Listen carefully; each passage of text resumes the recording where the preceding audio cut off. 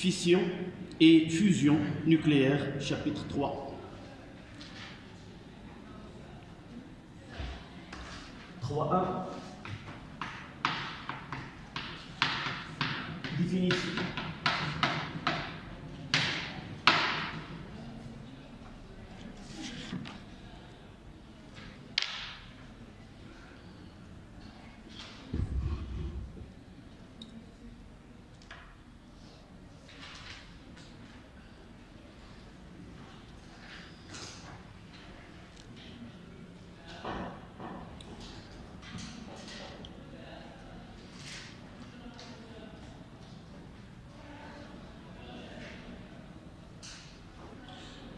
Donc on va essayer de faire un revue sur les paragraphes précédents.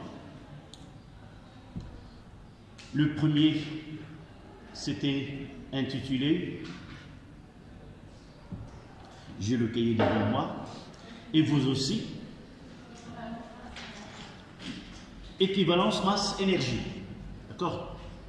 Qu'est-ce que nous avons traité dans ce chapitre ou dans ce paragraphe? Normalement, on a fait une petite logique, non pas dans le temps, mais dans le déroulement des connaissances physiques. Nous avons commencé par quoi? Comment? Nous avons commencé par le défaut de masse. Et nous avons mis, mademoiselle,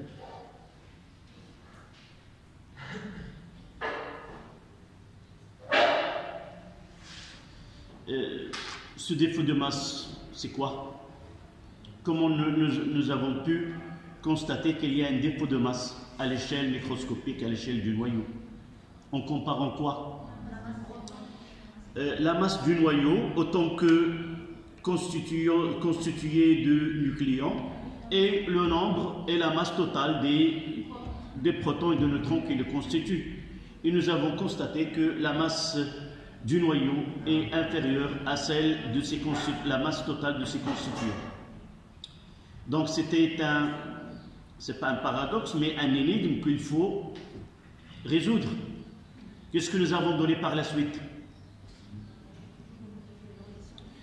J'ai dit une logique. Il y a un défaut de masse, donc nous avons parlé par la suite de quoi? De l'énergie de liaison. Nous avons dit que le noyau, il est, si vous voulez, soudé ou en cohésion. Les constituants sont attachés par des forces. Il y a de l'énergie, donc il y a de l'énergie de liaison. Et nous avons donné l'expression de cette énergie de liaison, c'était, elle est liée à cette différence de masse. À noter que, comment nous avons pu constater qu'il y a une différence entre le noyau et la masse des constituants? Tout simplement, un savant qu'on va le rencontrer théoriquement par sa courbe, qui est Aston, c'est lui qui a pu déterminer la masse des noyaux par une méthode expérimentale. D'accord? Donc, par méthode expérimentale, nous avons pu déterminer la masse des noyaux et par d'autres moyens, nous avons su... Oui? On va voir.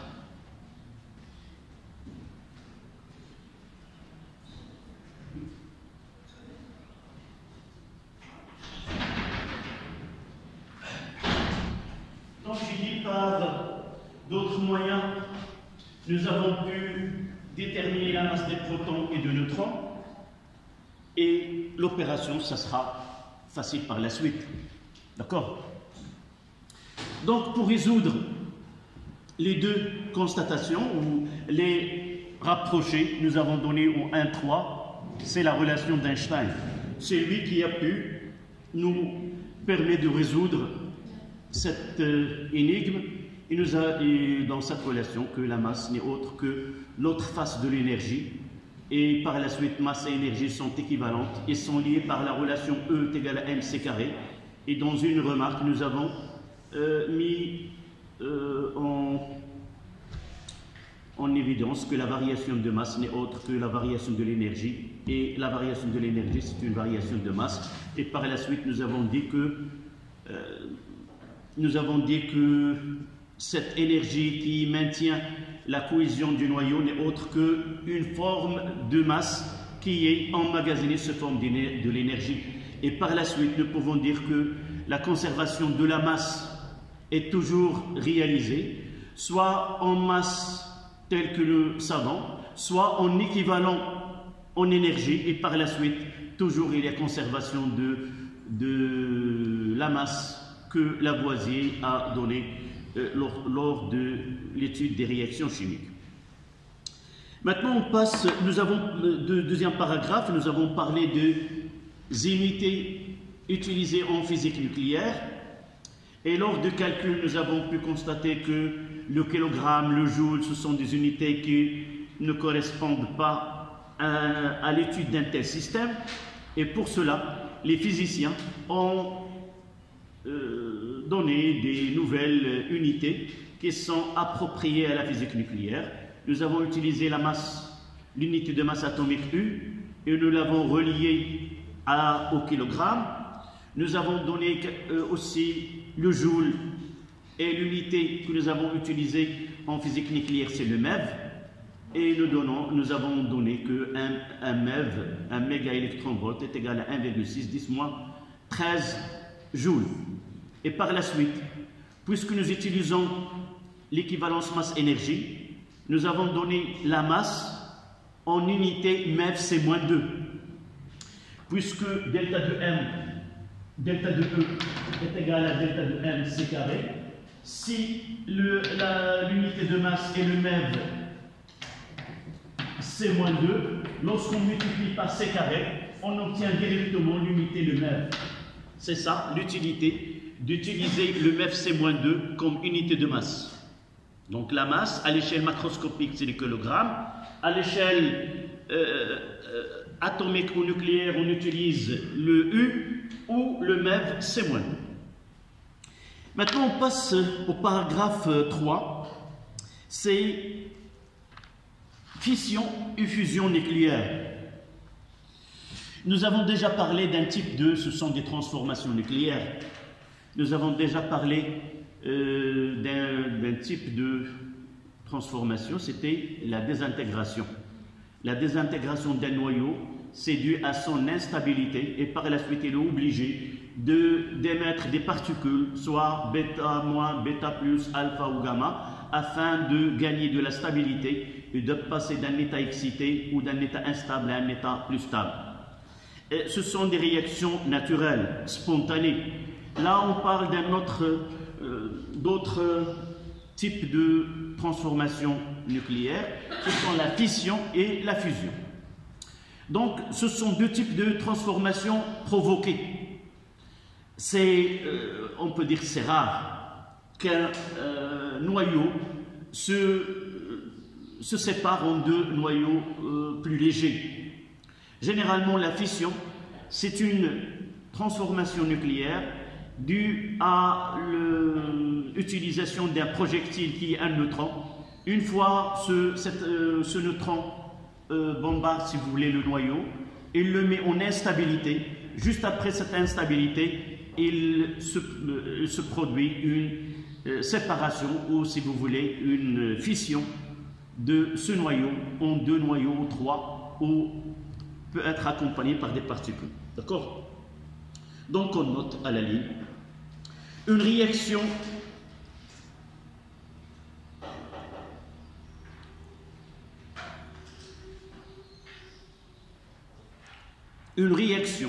nucléaire est dite provoquée. Une réaction nucléaire est dite provoquée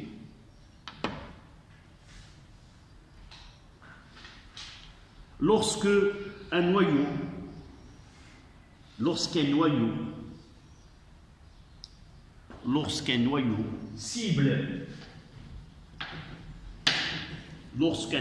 cible, ça veut dire quoi? lorsqu'on tire, l'objet qu'on vise à tirer, ça s'appelle cible, al-hadaf. Lorsque le noyau cible est frappé par un noyau projectile,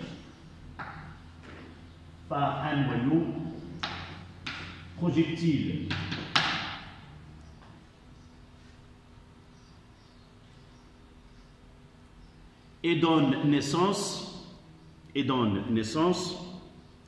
à de nouveaux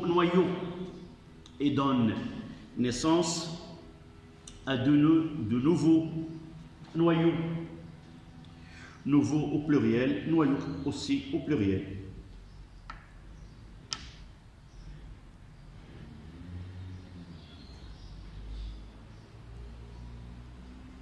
Virgule.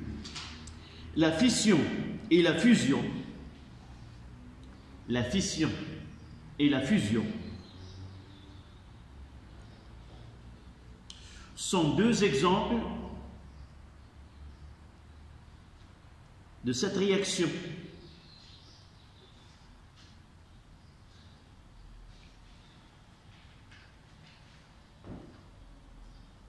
Point à la ligne. On va donner maintenant la définition de la fission. La fission se produit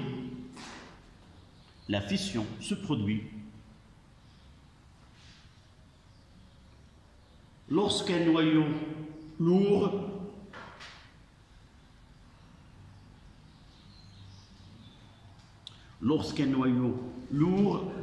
entre guillemets fissible, lorsqu'un noyau lourd fissible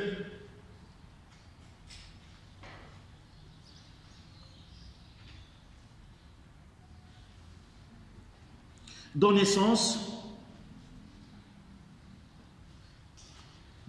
naissance à des noyaux plus légers,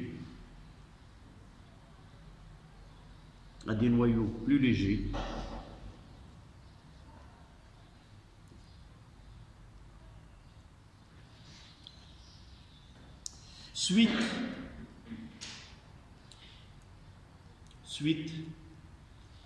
à un bombardement par neutron.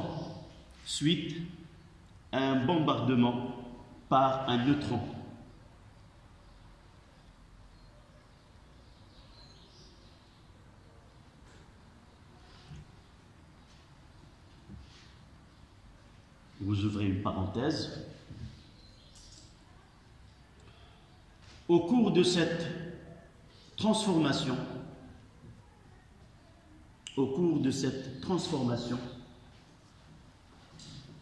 les lois de Soddy sont vérifiées.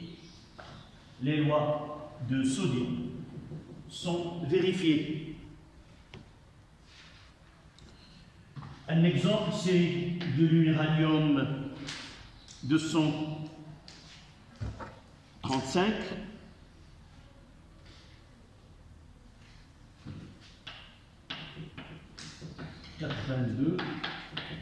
Suite, un projectile neutronique donne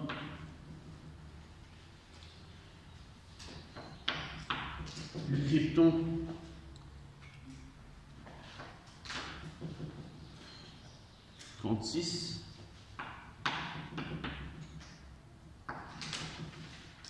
plus le barium 142 56 plus 3 neutres. Évidemment, on va voir dans les exercices. Généralement, on donne soit Z ici, soit A, et on demande d'identifier le noyau obtenu en utilisant les lois de Soddy. Ça veut dire 235, c'est 91 plus 142 plus 3, et 82, c'est 36 plus 56 plus 0. D'accord? On verra ça par la suite. J'ai dit dans la définition, j'ai parlé de noyau fissible. Ça veut dire quoi? Ça veut dire que c'est pas tous les noyaux lourds peuvent subir la fission. Donc, par exemple, si nous prenons comme exemple l'uranium 235 et l'uranium 238, le 238 n'est pas fissible, par contre, le 235, il est fissible. D'accord? Donc, fissible, c'est-à-dire qu'il est capable d'être, lorsque on le bombarde par un neutron, en réalité, il y a une étape là entre, si vous voulez, les réactifs, un état de transition. C'est qu'une fois qu'il y a absorption au cap, lorsque le noyau capte ce neutron, on obtient l'uranium 236-82, et celui-ci dans un état qui n'est pas stable. Pour être stable, il est obligé de faire cette fission-là, d'accord? Mais on schématise uniquement ce qui se passe au niveau combinant de cette fission, d'accord? On n'entrera pas dans les détails, parce que cette fission et ce neutron, on peut différencier les types de neutrons qu'on peut avoir. D'abord, ce neutron doit avoir une énergie suffisante pour provoquer cette fission. On parlera d'un neutron des neutrons qui sont thermiques ou des neutrons qui sont lents. Donc un neutron lent, c'est-à-dire il a une énergie dans un intervalle donné capable de provoquer cette fission. Généralement, si le neutron a une vitesse très grande, il peut passer et traverser le noyau sans qu'il provoque cet état d'instabilité d'uranium 236, mais il faut avoir une énergie capable de... Généralement, cette énergie, elle est de la même des noyaux qui sont en agitation thermique. Tous ces atomes-là ou ces noyaux sont en agitation, ils ont un mouvement entre guillemets, et ils doivent avoir le même état d'énergie. D'accord? Donc, ce qui est, on va le voir par la suite, cette fission donne naissance à des neutrons. Et ces neutrons-là sont des neutrons rapides. Et ils ont une vitesse, elles partent du noyau avec une vitesse plus grande que celle du neutron qui a provoqué cette fission. Généralement, soit que ce neutron par choc avec les autres noyaux et il perd de l'énergie et ils deviennent lents, et ils peuvent bombarder d'autres noyaux qui sont dans l'échantillon. Et par la suite, chacun va être un projectile pour un autre noyau, et il donne 3. Donc ces 3, ils vont donner combien? 9 et ainsi de suite. On parlera d'une fission qui enchaîne. Et chaque fission, elle dégage de l'énergie. Et cette énergie augmente avec le nombre de fissions qui se produisent à l'intérieur de l'échantillon et peuvent finir par ce qu'on appelle une bombe nucléaire. C'est le principe de bombe nucléaire. C'est-à-dire, cette fission se produit d'une façon continue jusqu'à un stade où l'énergie est énorme, et par la suite, c'est le principe de la bombe qu'on a lâchée sur Nagasaki et Hiroshima. Deux types, on parlera si c'est possible, ou si quelqu'un prépare 5 minutes, quel est le type de bombe lâchée sur Nagasaki et l'autre qui est lâchée sur Hiroshima. D'accord? Donc à la ligne, les neutrons émis lors de la fission,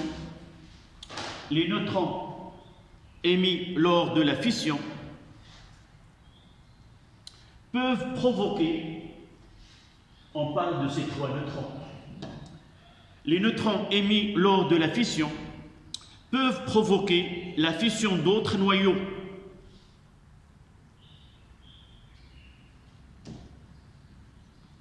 Peuvent provoquer la fission des autres noyaux.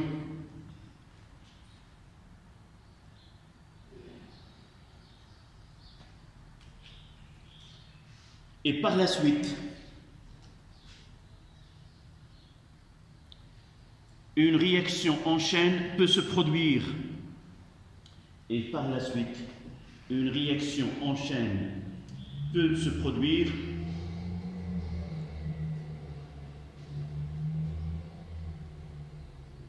et devient incontrôlable.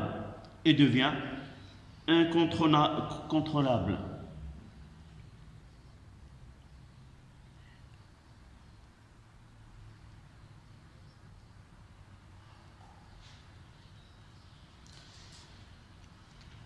Donc c'est le principe de la bombe à fission que nous avons parlé. C'est la bombe A qui a été utilisée sur Hiroshima. On passe à la fusion. Donc c'était la fission, la fusion, la fusion.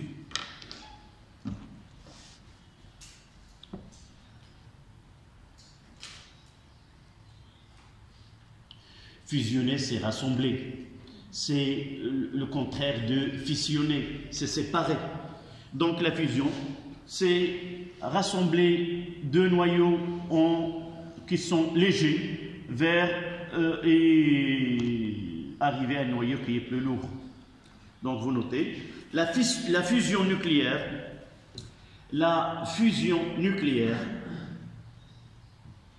est une réunion de deux noyaux légers pour former un noyau lourd.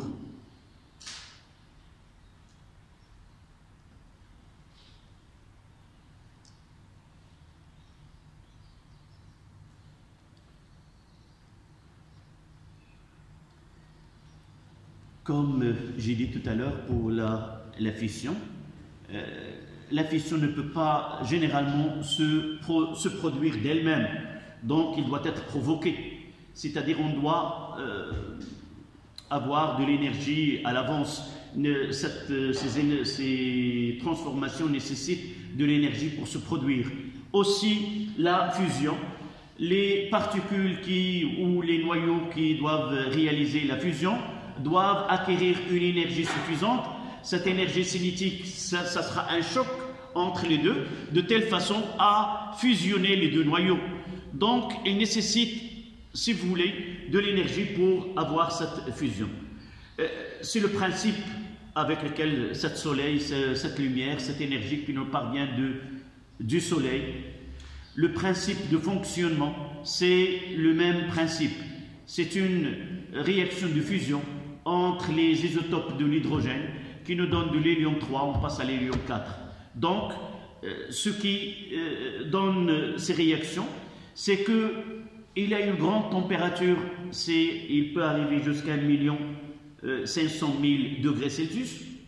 Je pense que vous avez entendu dernièrement que la Chine a pu utiliser le même principe, un central nucléaire qui est basé sur la fusion, c'est-à-dire avoir une température assez grande pour réaliser cette fusion. Donc, dans le Soleil, il y a deux phénomènes qui permettent ces réactions de fusion. La première des choses, c'est qu'il y a une pression énorme dans le Soleil. Et la deuxième, c'est sa température qui est très grande, qui permet de donner cette énergie au noyau qui réalise cette fusion. Donc on continue. Donc de former un noyau plus lourd. La fusion n'est possible que si les deux noyaux possèdent une énergie cinétique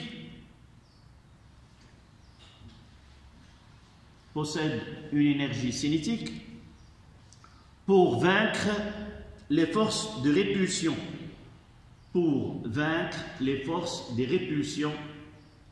Électriques. Pour vaincre les forces de répulsion électriques. Voici un exemple CH. les tritium H3A avec le deutérium H2A, il nous donne l'hélium 4, He42, plus un neutron. En donnant des transformations nucléaires, ils peuvent nous demander de quel type s'agit-il. De là, lorsqu'on y a un seul noyau avec un neutron, c'est une fission. Lorsqu'il y a deux noyaux, là, ce n'est pas deux noyaux, c'est un neutron et un noyau, là, deux noyaux. Et j'essaie de comparer A des noyaux mis en fusion avec le A de noyaux obtenus. À partir de 3 et de 1, nous obtenons un noyau de 4. Donc, on est passé de deux noyaux légers, un noyau léger, mais de masse de A plus grande. D'accord? Voilà un exemple. On verra dans une série d'exercices comment différencier les types et comment équilibrer ces réactions-là. Donc là, nous avons parlé généralement des trois types de transformations nucléaires que nous aurons dans nos exercices, des désintégrations, la fusion et la fission. Évidemment, dans tous les types que nous avons traités, l'objectif de ces travaux, c'est à partir d'un noyau qui est instable, on obtient un noyau qui est plus stable. Et de là, on va passer à une courbe initiée par un savant qui est William Francis Aston, qui a essayé de mettre une courbe sur laquelle on peut prévoir à l'avance quels sont les types de noyaux qui peuvent réaliser la fission, les noyaux qui peuvent réaliser la fusion, et aussi comment peut-on comparer la stabilité de noyaux à partir de cette courbe. D'accord? Donc on mettra 3,2, la courbe d'Aston.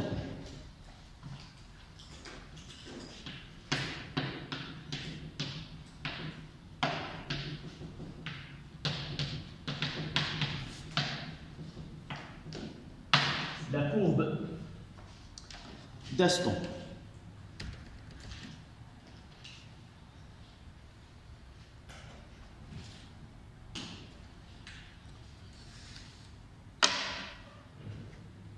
Trois, 2,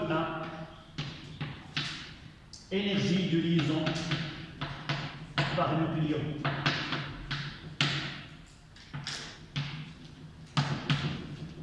Énergie de liaison par nucléon.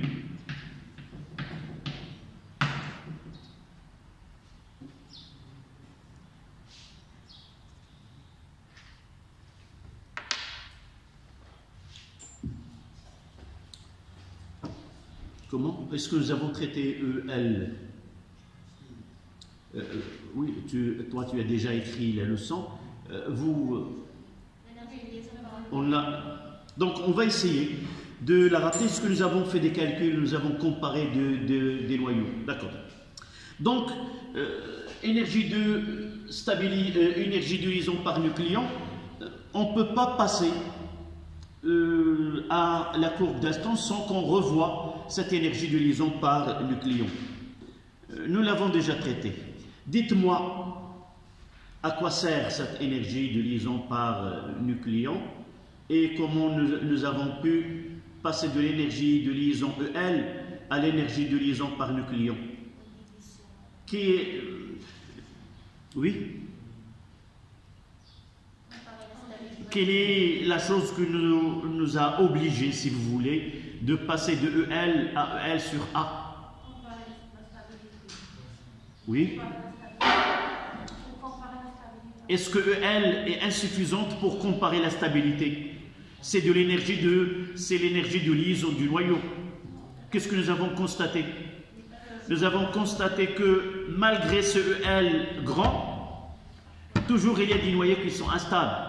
Et nous avons constaté que des noyaux qui ont EL plus petit que d'autres noyaux, ils sont plus stables que les autres.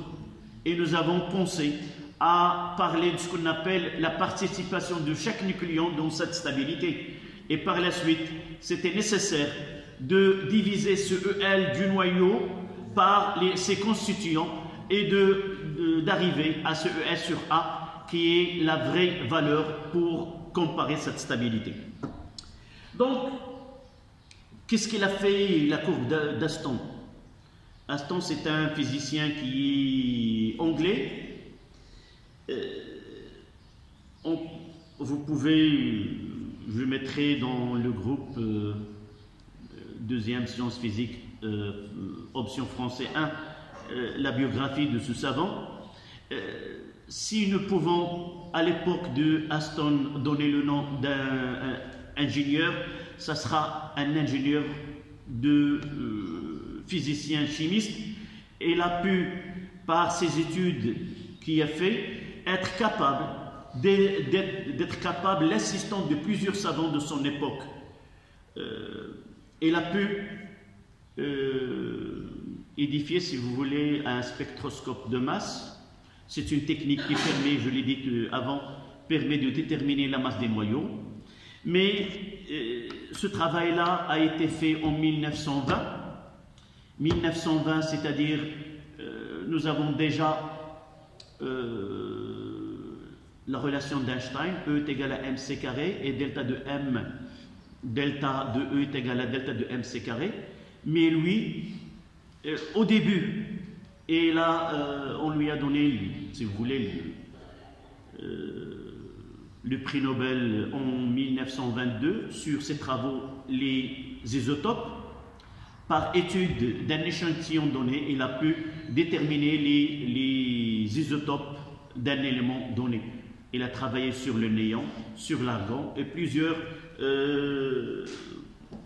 éléments chimiques. Cette courbe que nous allons dessiner n'a pas été faite par Aston. Tout simplement, à l'époque où il travaillait sur cette courbe, on ne savait même pas les constituants du noyau. On savait qu'à son époque, on savait que le noyau contient des protons et l'existence des électrons. On ne savait pas qu'il y a du neutron, c'est-à-dire A est égal au nombre de protons plus le nombre de neutrons. Mais son travail était presque parfait, de fait qu'il a utilisé une règle. Il a repris ce que les savants avant lui ils ont proposé. Un des savants il a proposé que le noyau est formé d'un nombre entier de particules qui est le multiple de noyaux d'hydrogène. Mais un savant après lui qui est Dalton, il n'a pas accepté cette idée, on l'a laissé, et avec Aston il reprend cette proposition et il dit que le nombre de constituants du noyau est un nombre entier. Ça veut dire quoi? Ça veut dire, lorsque je parle, vous voyez ici des noyaux, le A est 235, il n'y a pas 235,5, c'est 91, 142, 1, 4, 3, 2, donc il n'y a pas de virgule. Si nous prenons celui-ci, c'est 3 fois H11, si nous, ainsi de suite. Donc, pour lui,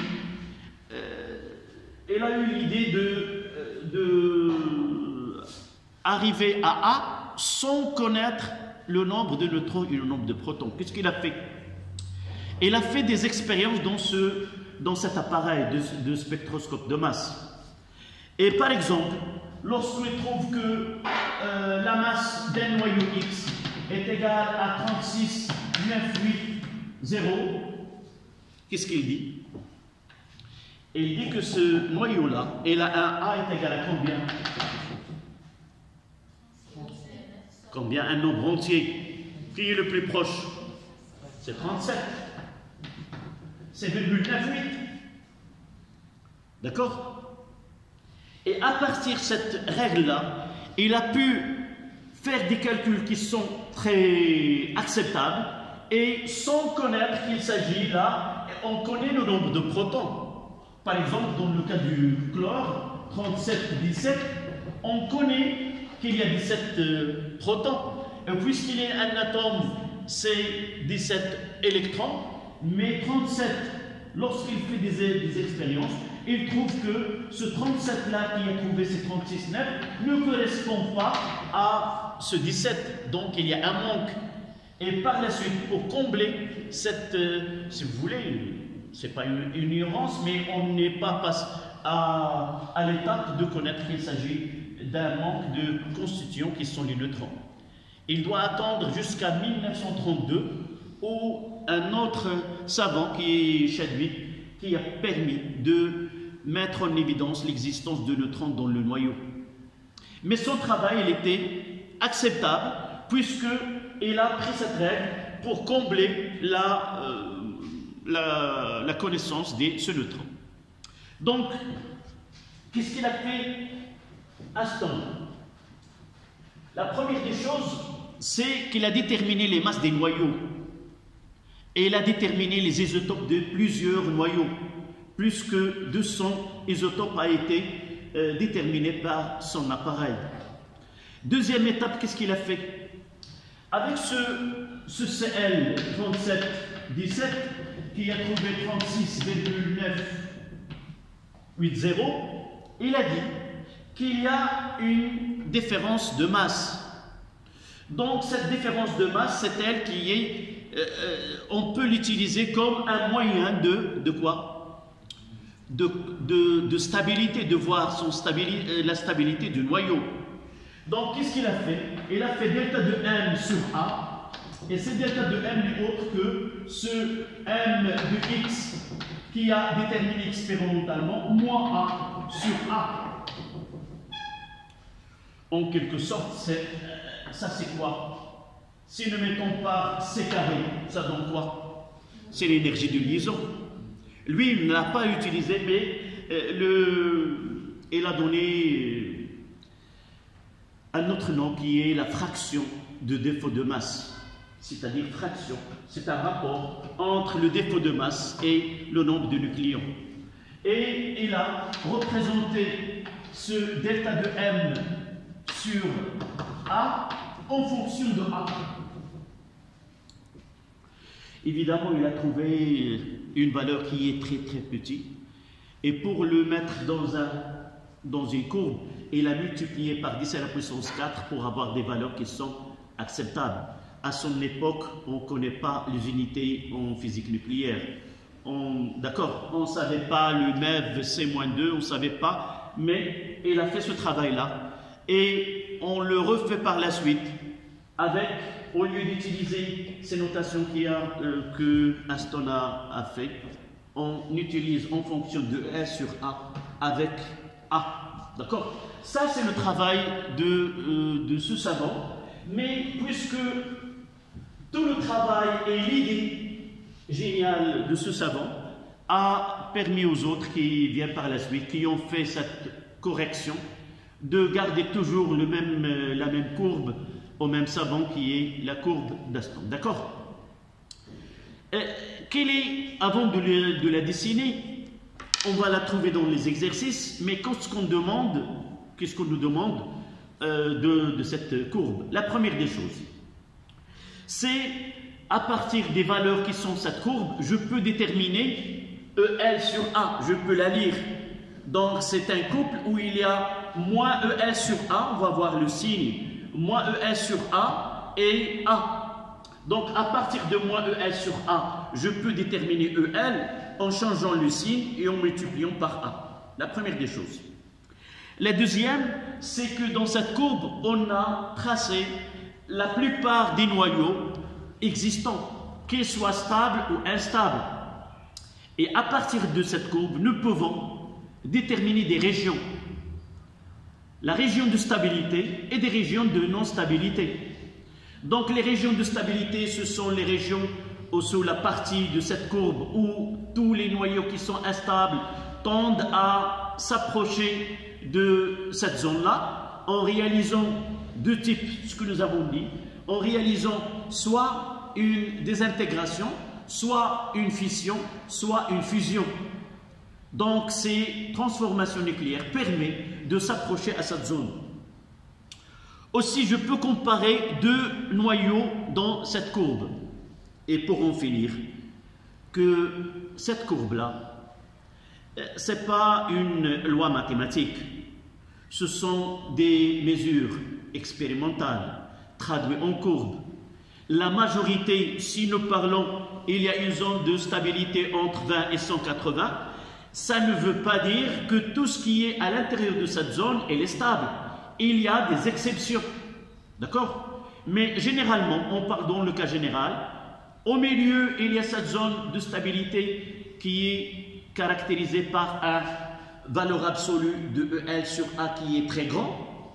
Puis ce EL sur A est petit, puis plus ce noyau il est instable, plus il a tendance soit à réaliser une fusion, soit à être l'objet d'une fission. D'accord? Donc on note à la ligne, par une phrase, la courbe d'Aston est une représentation, la courbe d'Aston est une représentation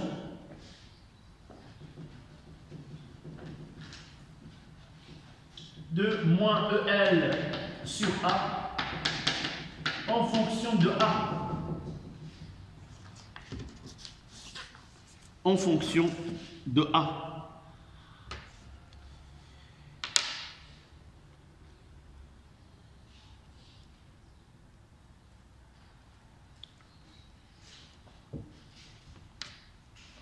On va faire ce schéma-là. Là c'est A, là c'est moins EL sur A, en MEV c'est moins 2.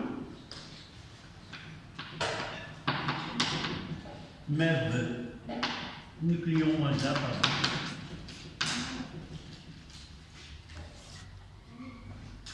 On va mettre ici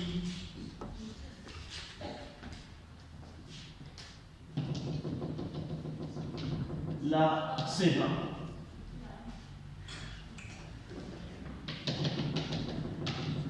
On peut trouver la 180. Vous allez ici, vous consultez certaines courbes, vous trouvez 20, 180, 190, 200, mais il n'y a pas une définition exacte de cette zone, c'est-à-dire on trouvera 20 et 180.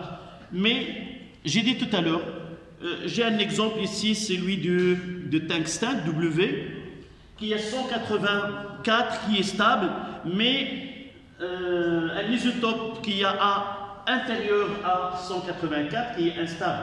D'accord? Donc, il n'y a pas une règle stricte qui nous dit, voilà, d'accord?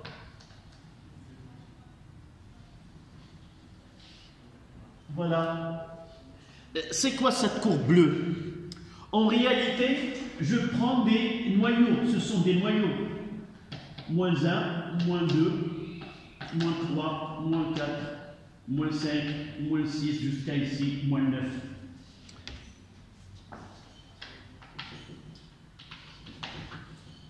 Là, c'est...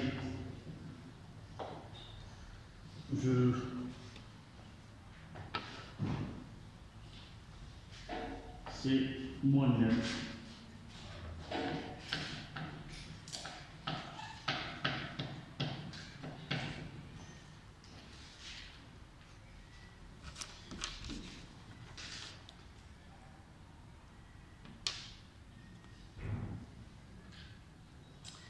Là, c'est H11.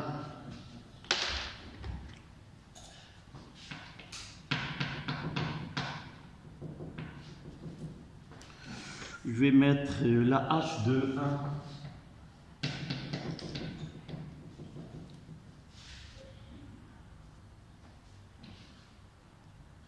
C'est He42, l'hélium.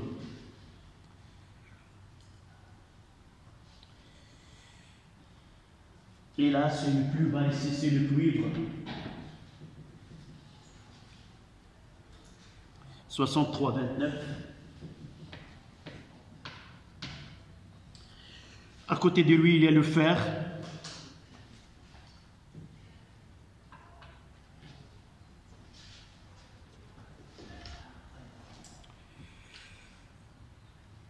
c'est 56-26.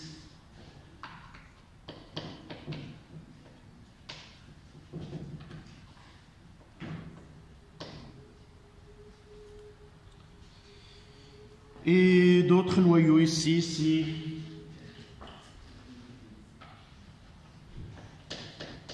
184, 74. Là, il est stable. Cet isotope qui est W, il est stable. De ce côté-là, il y a le plomb Pb.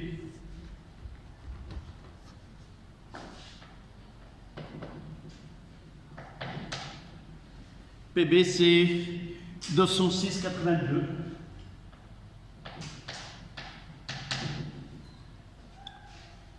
Et l'uranium 235, là.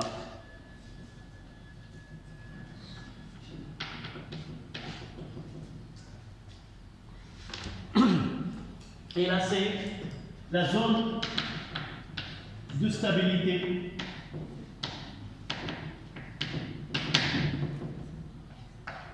Qu'on peut trouver dans d'autres documents, soit plus petits, soit plus grands. Et il y en a qui utilisent 200, 190. Mais vous voyez dans cette notation 180, mais 184, il est stable. Donc, on peut élargir cette zone jusqu'à 190. Juste là, pour faire entrer ce élément tungstène. Mais avant celui-ci, il y a un isotope qui est A plus petit, mais il n'est pas stable. Donc, on s'arrête 5 minutes et on continue par la suite.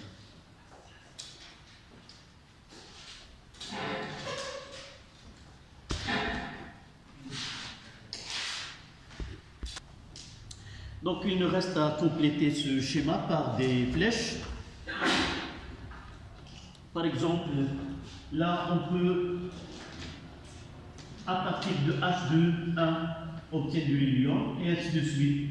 Là, on peut entrer vers la zone, s'approcher de cette zone par une succession de... Par exemple, on passera par le xénon et aussi le strontium, SR, et ainsi de suite. Donc là, les noyaux légers s'approchent par noyaux légers.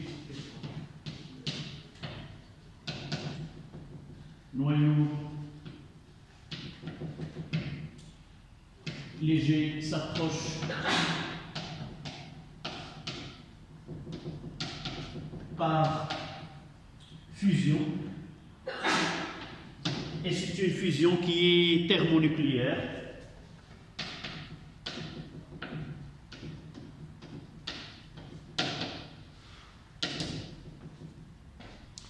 Et les noyaux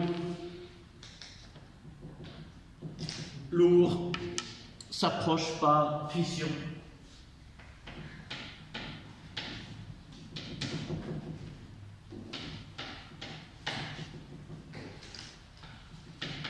S'approche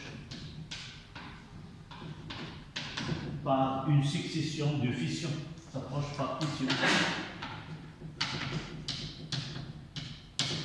C'est-à-dire leur masse diminue.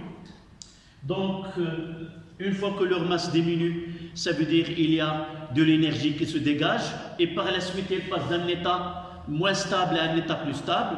De ce côté-là, elle passe de masse qui est de noyau léger à un noyau qui est plus léger, et on voit que leur énergie de liaison par nucléon augmente, c'est-à-dire qu'ils gagnent de la stabilité. Nous pouvons soit à partir de EL sur A ou EL, soit à partir de l'autre côté de la perte de masse, c'est-à-dire la perte de l'énergie, pour se situer vers la zone de stabilité. Donc c'est ça ce qu'on vous demande. Généralement, on vous donne les zones séparés. Il suffit de dire, ça c'est pour les noyaux légers, ils devraient réaliser une fusion. Noyaux lourds, ils doivent réaliser une fission. Et là, ce sont les noyaux stables. D'accord? Et aussi lire les valeurs ici de EL sur A. Dernier paragraphe, c'est 3 ou 4 en chiffres romains. C'est le bilan. Bilan énergétique d'une transformation nucléaire.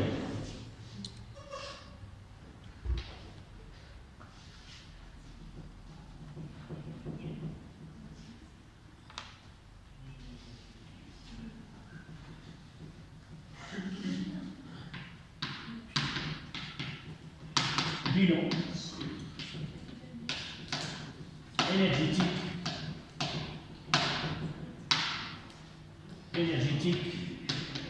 d'une transformation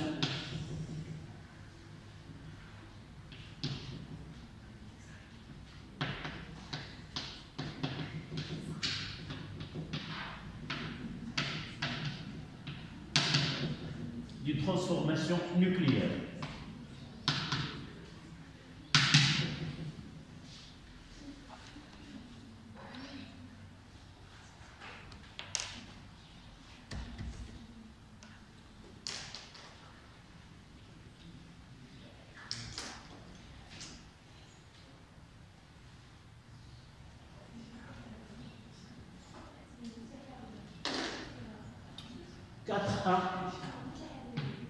Cas général.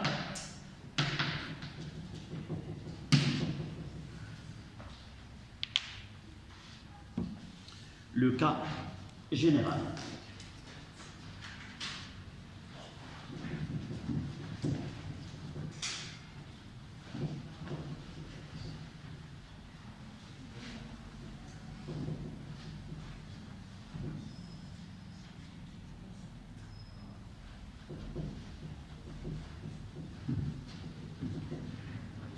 Donc on va considérer une transformation nucléaire. J'ai effacé laquelle des deux. Le premier tiré, c'était quoi? Noyau léger. Qu'est-ce que le... Noyau léger réalise une fusion, s'approche à la zone de stabilité par fusion. Il faut traduire la même idée ou avec des phrases différentes. Les noyaux lourds s'approchent, deuxième tiré, les noyaux légers s'approchent à la zone de stabilité par fusion. Le deuxième tiré, les noyaux lourds s'approchent à la zone de stabilité par fission. Voilà. Donc, toutes les transformations chimiques que nous avons traitées, on peut les schématiser par une équation au cours de laquelle nous avons x A1 Z1 plus x2 A2 Z2 nous donne x3 A3 Z3 plus x4 A4 et Z4. Le cas général. Le cas général, par exemple, le cas de fusion. Le premier noyau avec le deuxième noyau, il nous donne un autre noyau plus une particule, par exemple un neutron ou quelque chose comme ça. Ça uniquement pour donner les lois ou le bilan énergétique d'une telle transformation. Donc, il y a deux façons, vous écrivez, il y a deux façons de calculer l'énergie. Il y a deux façons de calculer de l'énergie libérée par une transformation chimique, par une transformation nucléaire.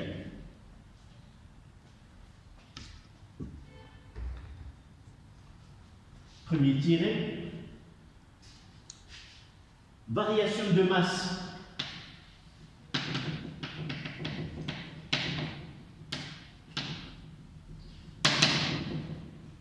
Et on écrira delta de E,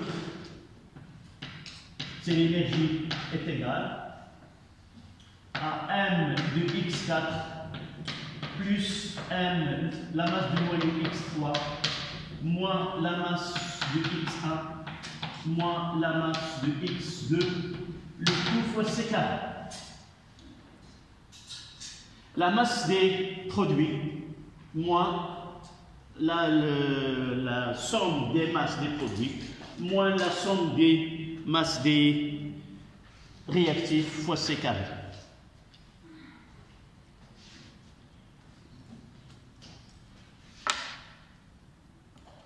Deuxième,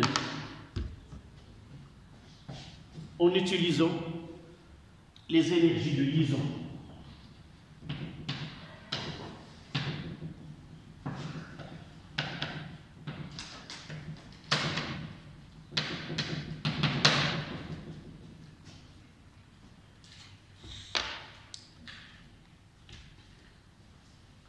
Delta de E.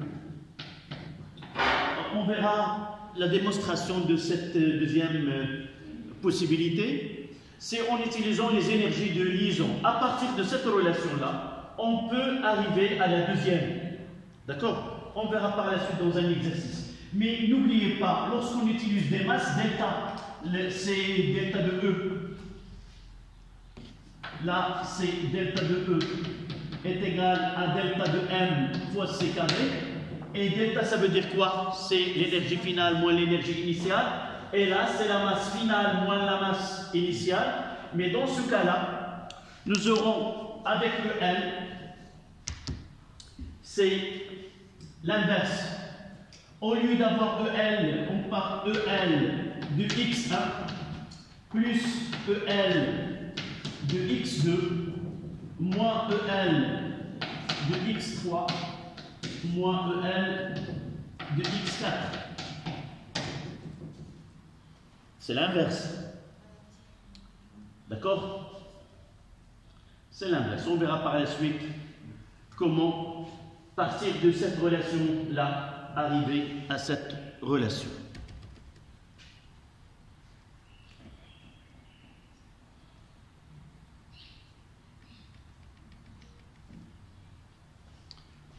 On verra une application tout à l'heure.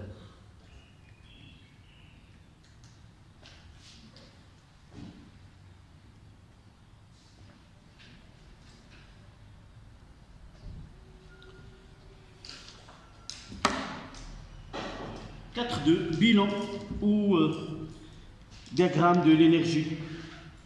Diagramme d'énergie.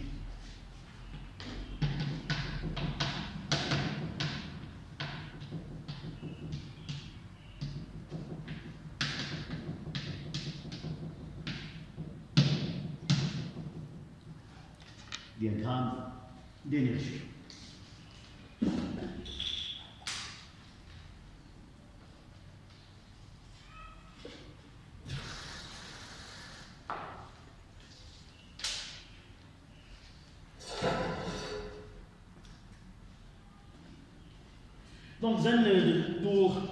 En prenant un axe vertical pour les énergies, on va essayer de schématiser l'état initial et l'état final et le passage de cet état initial à l'état final, mise en jeu de l'énergie, dégagement de l'énergie.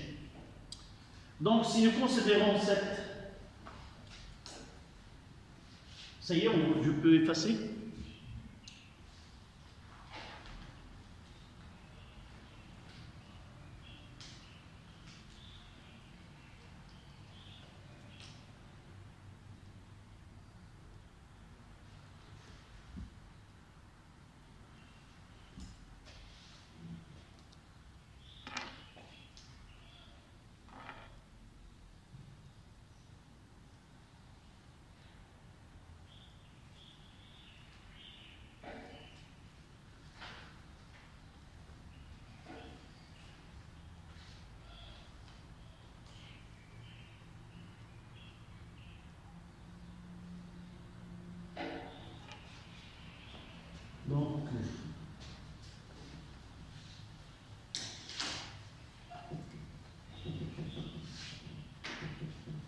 on refera ces énergies-là dans un diagramme d'énergie.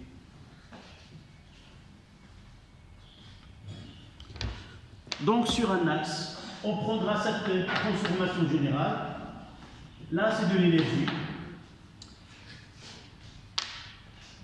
On le fera sur ce schéma, mademoiselle. D'accord? Donc, au cours d'une transformation chimique, il y a de l'énergie qui se dégage. Donc, on passe d'un état initial moins stable à un état plus stable. Ça veut dire on passe d'un système où l'énergie est plus grande à un état où l'énergie est plus basse. Ça veut dire, si je fais l'état initial qui est x1, a1, z1, plus x2, a2, z2, où serait l'état final? Est-ce que à l'énergie, ça veut dire, je peux mettre ici E initial, ou en haut ou en bas? En bas, plus le système est en bas, plus il est plus stable. Donc on passe d'un état qui est des noyaux, donc c'est une transformation nucléaire, elle dégage de l'énergie, c'est-à-dire on passe à un état plus stable. Donc on aura ici x3, A3, Z3, plus x4, A4, Z4. Et de là à là, ce delta de E, comment il est? Il est négatif, dégagé. Donc on mettra delta de E en valeur absolue, énergie. On enlève le chinois, on écrit énergie dégagée. D'accord? Mais si nous essayons de faire ce qui se passe en réalité, nous pouvons dire et nous pouvons accepter qu'en passant de x1 plus x2 à x3 plus x4, comme si on va faire un réarrangement à l'intérieur du noyau, comme si on passe de Z1 à Z2 et reconstituer Z3 et Z4 de deux nouveaux noyaux avec des nombres de protons différents. D'accord? Donc, on va passer par un état là intermédiaire. Qu'est-ce qu'on aura? Cet état intermédiaire nous donne les nucléons. Qu'est-ce qu'on aura? Combien de protons là? Z1 plus Z2. Donc Z1 plus Z2, protons, plus A1 moins Z1, plus A2 moins Z2, neutrons.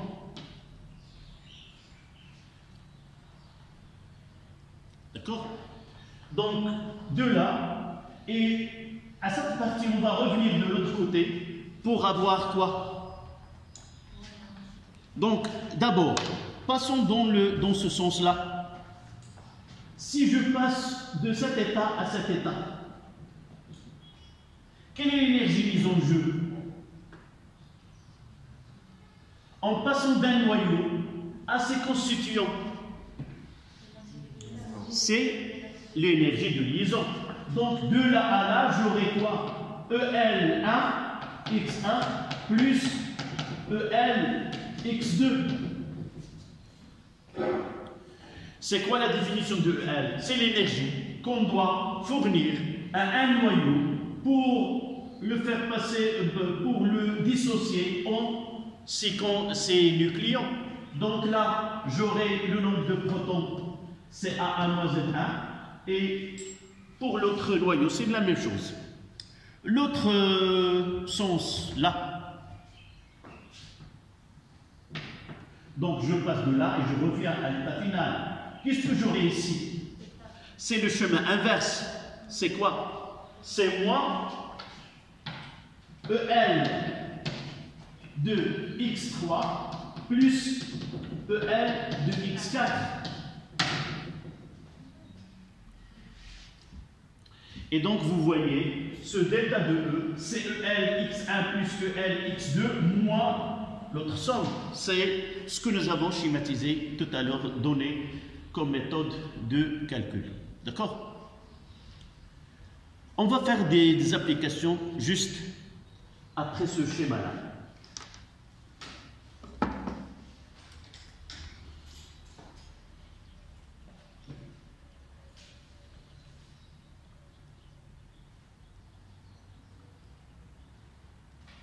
Ce Z1 plus Z2, je n'ai pas voulu ajouter d'autres écritures là pour l'alléger. Qu'est-ce que je dois écrire? C'est égal à quoi, si vous voulez, pour aller un peu plus loin?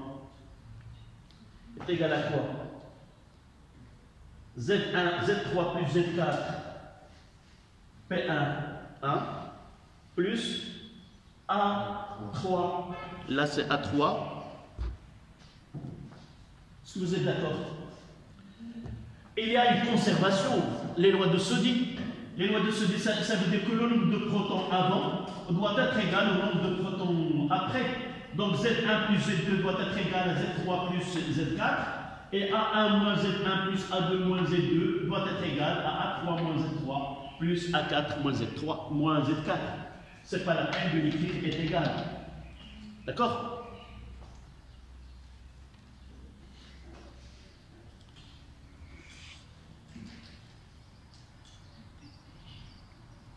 Et je n'ai pas schématisé E final.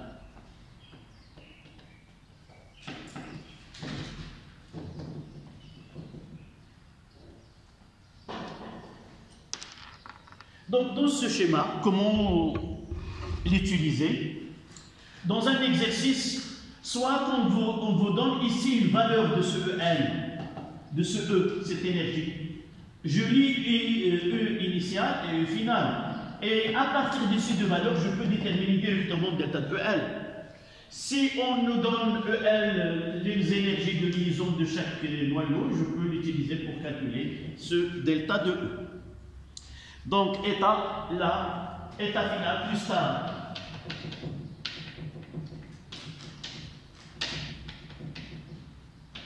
Plus stable, dégagement de l'énergie.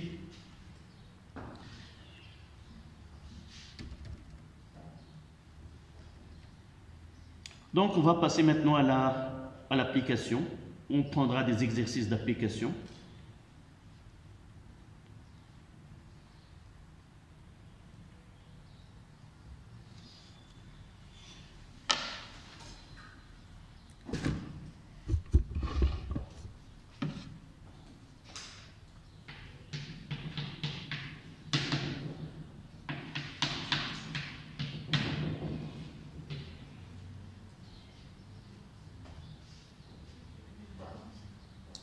Et on prendra comme premier exemple radioactivité alpha.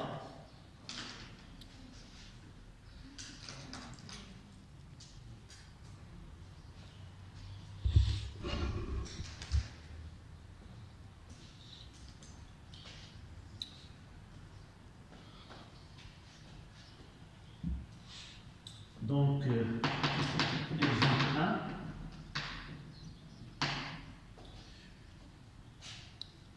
Des intégrations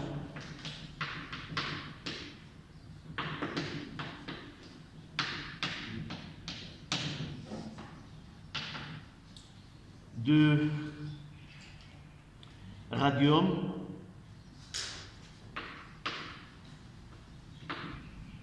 (226) selon où il a une activité radioactive alpha. Des intégrations alpha de radium 226. Première question. Écrire l'équation de désintégration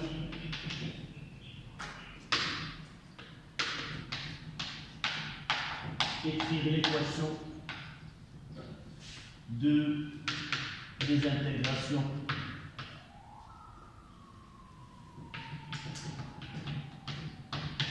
de Ra 226, 88, 226, 88. Calculer l'énergie de liaison libérée.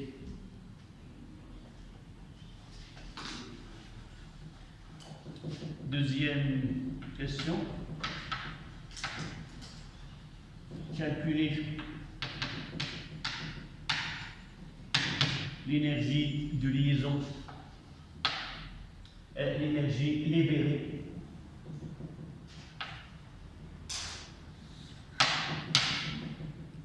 Au cours de cette désintégration,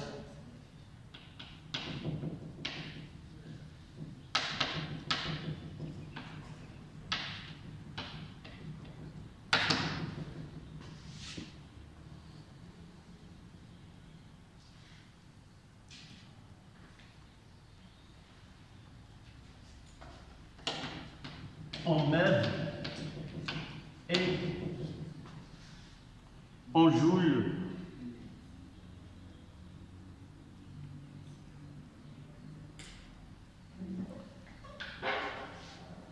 Là, c'est en mètres et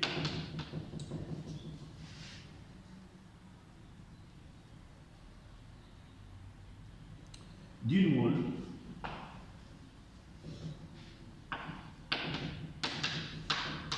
Et d'une molle de noyau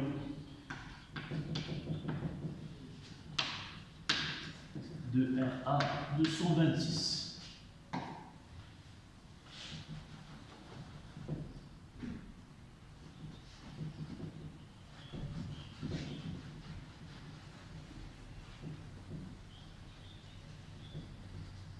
Ça, c'était la deuxième question. Les données. Il y a le noyau. Sa masse en U.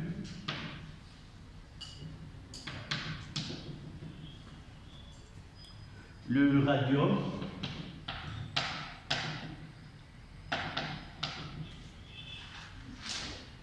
« 225,97770. Il y a le radon. «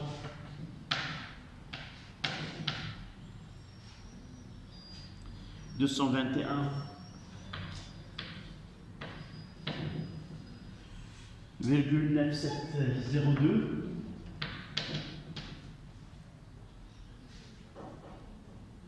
L'hélium,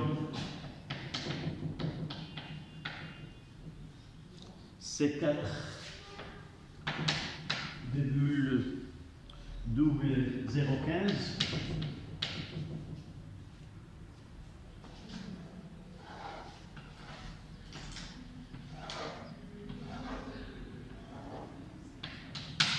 Une donne C qui est égale à 2,9979 10 à la puissance 8 mètres secondes moins 1. Il nous donne un U égal à 1,66054 10 à la puissance moins 27 kg.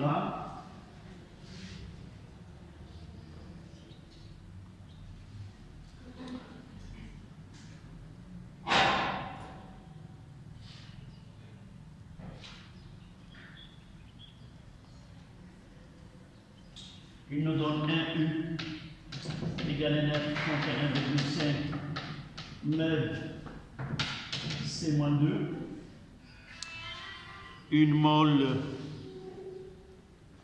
donc Na, est égale à 6,023 10 à la puissance plus 23 mol moins 1.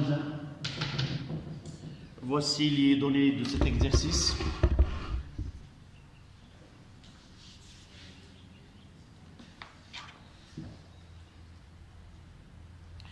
Le symbole de radon, c'est Rn.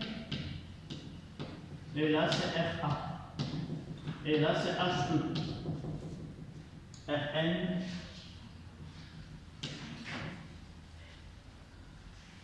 Voilà.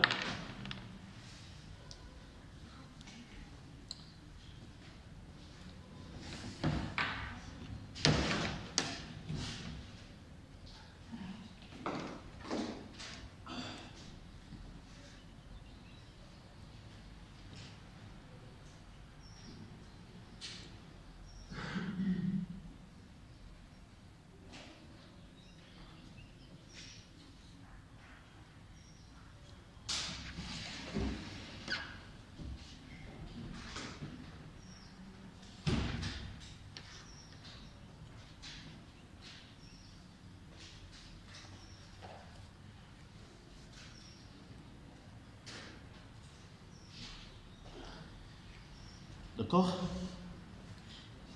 Allez, pensez à l'exercice et dites-moi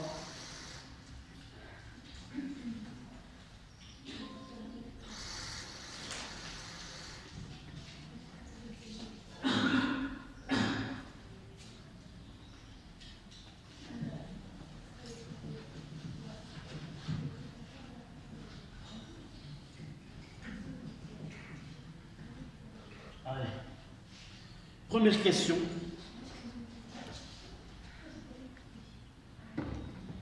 D'accord? Donc le radium Ra, il a une radioactivité alpha. Ça veut dire qu'il y a émission des particules alpha. Donc je mettrai Ra donne He42. Je dois connaître que les particules alpha, ce sont les noyaux d'hélium, et même dans les données, ils ont donné leur symbole. Plus XAZ.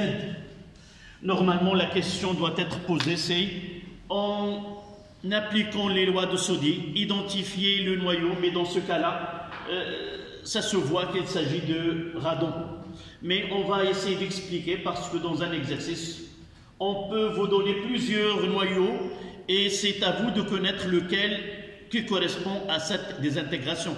Mais c'est un exercice d'application de cours, on ne donne qu'un seul.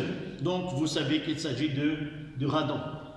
Mais dans un exercice, jamais on ne donne qu'un seul noyau, on donne plusieurs noyaux afin de savoir si vous avez bien saisi cette désintégration alpha. Donc, loi de Soddy, dites-moi ce que je dois écrire.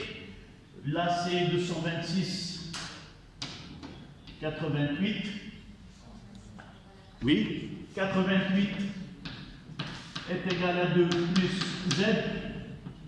Ça donne Z est égal à 88 moins 2 est égal à 86. Et 226 est égal à 4 plus A, ça donne A est égal à 226 moins 4, ça donne 222.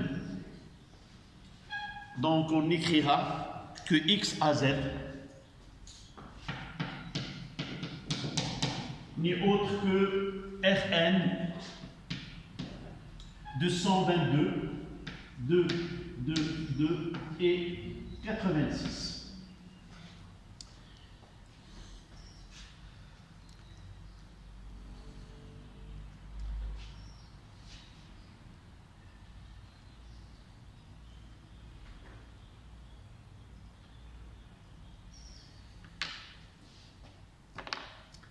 Ça, c'est la première question.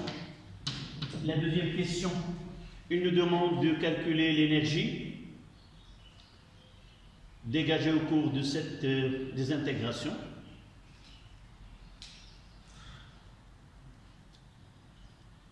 On applique tout simplement ce que nous venons de définir tout à l'heure. Ce delta de E est égal à delta de M fois C carré. D'accord? Donc, delta de E, est égal, la masse des produits, c'est M de HE plus M de Rn moins M de Ra. Le tout fois C carré.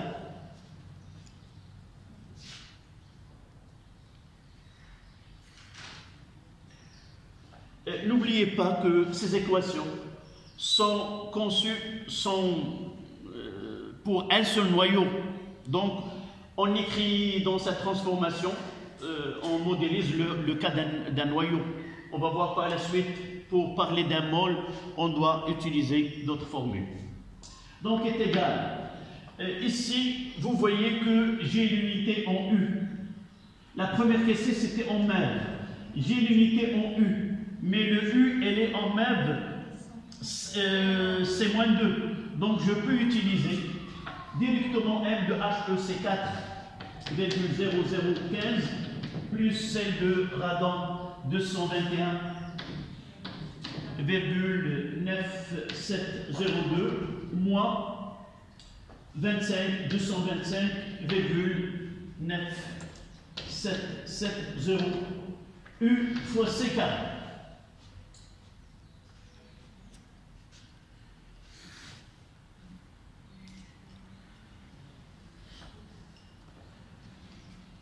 Et on fait le calcul.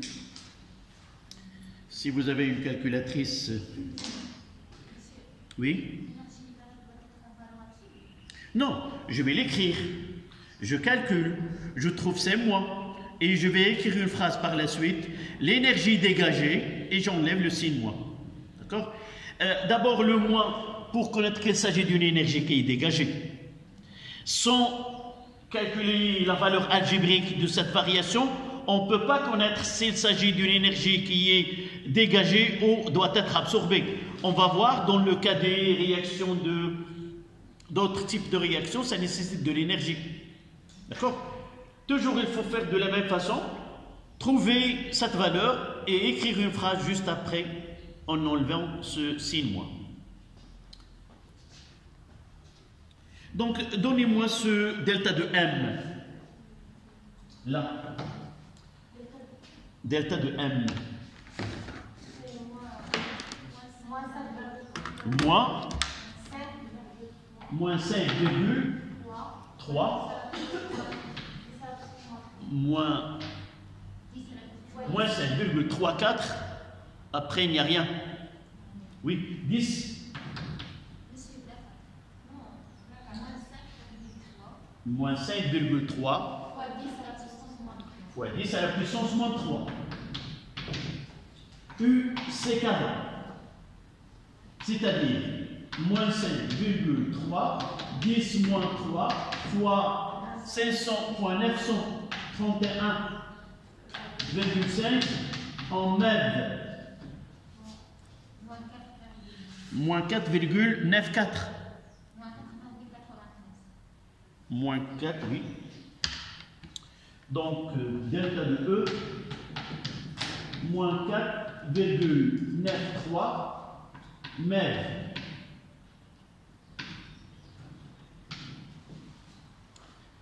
Et qu'est-ce qu'on va écrire? L'énergie dégagée au cours de cette désintégration est 4,93 MeV. D'accord? Ce moins nous permet de dire dégager.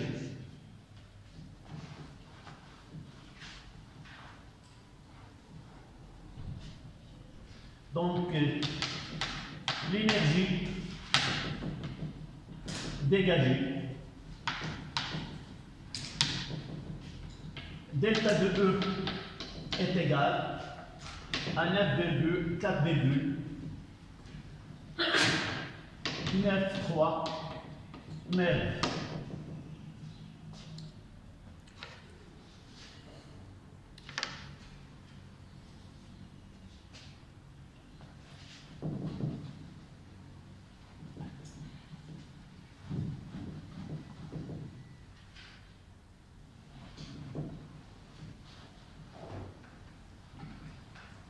Si nous voulons convertir cette énergie en joules, qu'est-ce que nous avons? Un MeV, c'est normalement doit être donné. C'est 1,6 10 à la puissance moins 13 joules.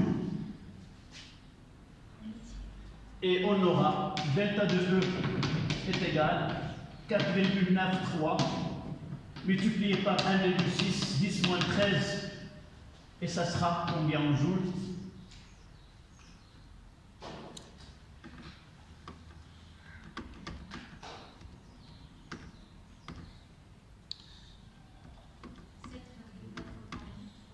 « 7,88 c'est 7,9. On prendra 7,9, 10 moins 13 joules.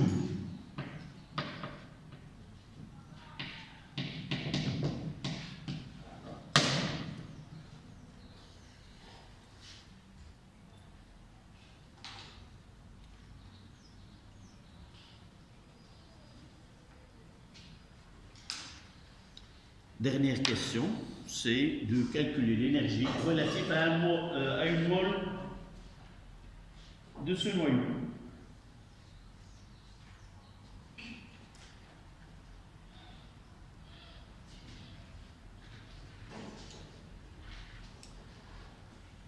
Comment peut-on répondre à cette question?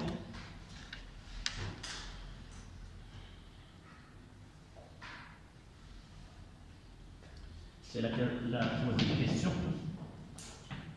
Pour la désintégration d'un seul noyau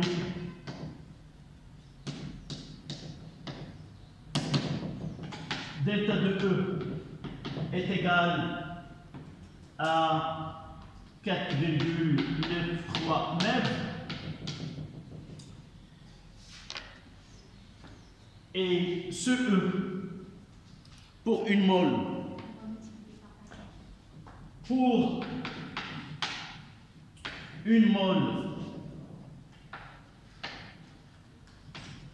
de Ra, nous aurons E est égal à grand N fois ce delta de E. Et c'est quoi ce N? Le nombre de noyaux dans une mole, qui est autre que Na. Donc ce N, nombre de noyaux dans l'échantillon.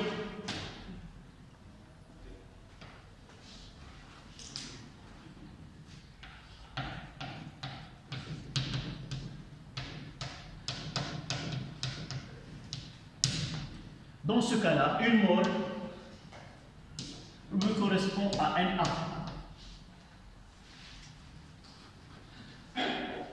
Et par la suite,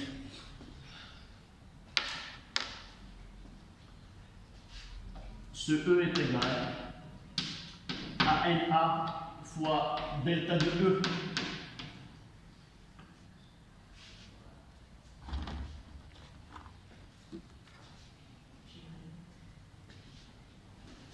Ça y est, vous avez terminé cette partie?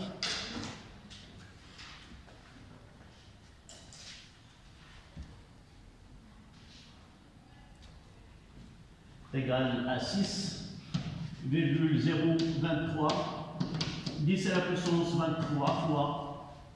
On utilise soit en MeV, soit en joules.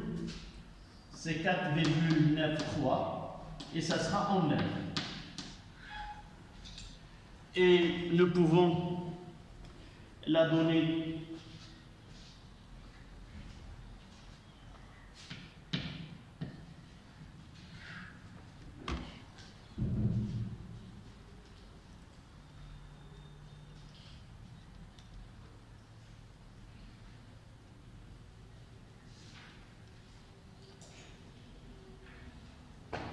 un peu plus loin.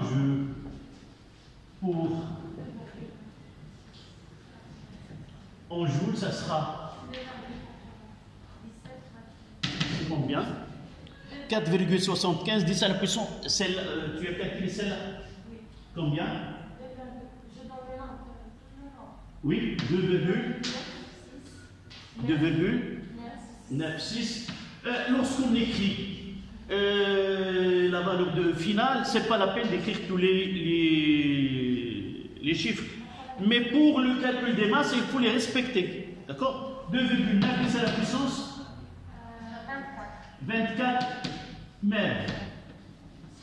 Et en joules, je l'ai devant moi, c'est 4,7. Vérifiez que c'est la même valeur. 4,7 10 à la puissance 11 joules.